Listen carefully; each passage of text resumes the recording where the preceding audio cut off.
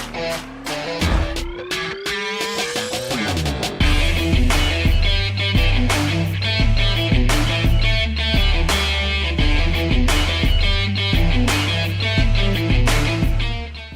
morning, Unstoppables, and welcome to the Unstoppable Morning. And today we will be unboxing and reviewing the NESCAFÉ DOLCE GUSTO Genio S. And before we start, I would like to say thank you to Queenie and Esmeralda for giving this as an early Christmas gift. Thank you very much, and I love you both. So may 3 boxes siyang kasama that you can choose yung flavor. Pinili ko yung espresso, yung americano, and the cappuccino. At the time of recording, nabili nila to sa Lazada using the link and the descriptions below. If you want to get your own, just click on the descriptions ng Lazada sa baba. Ang pinaka nagustuhan ko dito is yung mga features na auto stop siya, play and select, nakakagawa siya ng hot and cold drinks. You could also make an XL size of drinks, so yung mga malalaking baso natin pwede natin gamitin. Also yung pressure niya, 15 bars max yung pressure.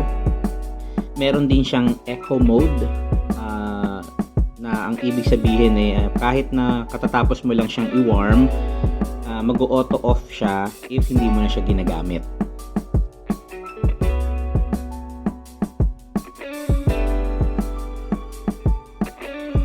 This coffee machine is really small. You can bring it to the office, or kung maliit yung space mo, limited, siguradong kasyang-kasya yan. And it can give you that Starbucks coffee taste and experience na much lesser yung price, and may enjoy mo siya kahit nasa bahay ka lang.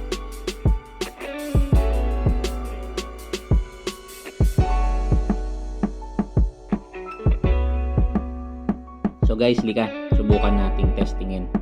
First, syempre lagyan muna natin ng tubig yung water tank niya.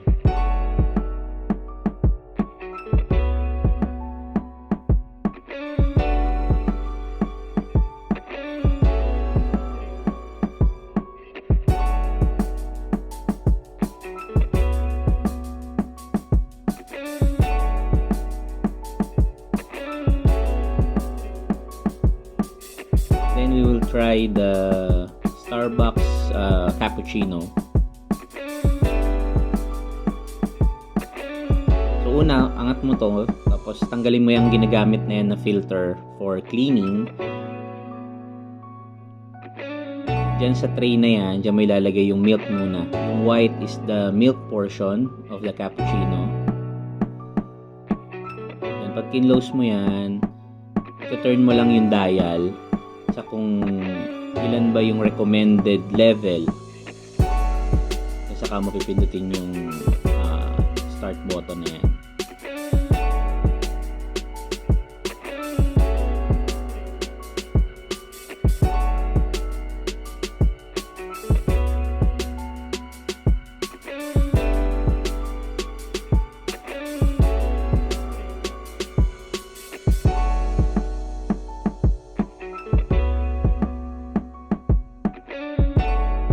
Makikita nyo naman sa indicator na pababa siya ng pababa. Ibig sabihin malapit na siyang matapos. So pag natapos niya na, na-create niya na i-extract yung milk dun sa capsule niya, kailangan mo lang siyang palitan uli dun sa tray. Ang ipapalit naman natin is the coffee portion, yung brown. Meron din yung naka-indicate na level na kung saan mo itatapat yung ilaw.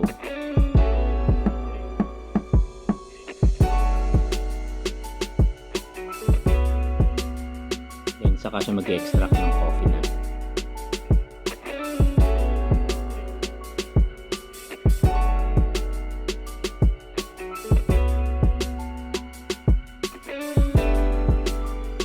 So ayan, there you have it. Your very own cappuccino at home.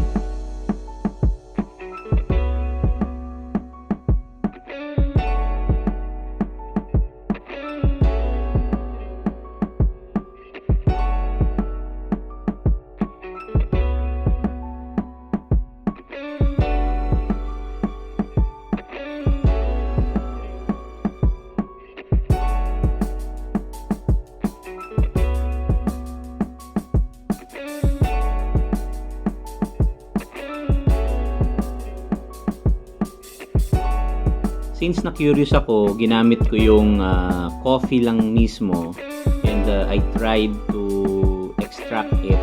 Dinamihan ko yung water level, tinaasan ko yung water level. Tinitignan ko kung kaya ko ring mag-create ng Americano using the capsule nung cappuccino. And possible naman siya. Yan yung kinalabasan niya. Pero before using this, guys, don't forget to do the clean cycle. Yung tinanggal kong filter kanina, yung white, na tinanggal ko rin sa tray niya, yun yung ginagamit pag magki-clean cycle tayo. Ginawa ko na yun kanina pa, hindi ko na pinakita para hindi tayo ubos oras.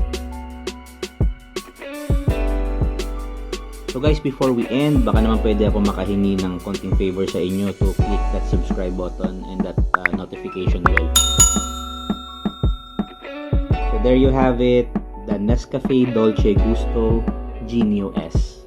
I hope you find this useful, and if may questions kayo, please do let me know sa comment section sa baba. And thank you very much for watching.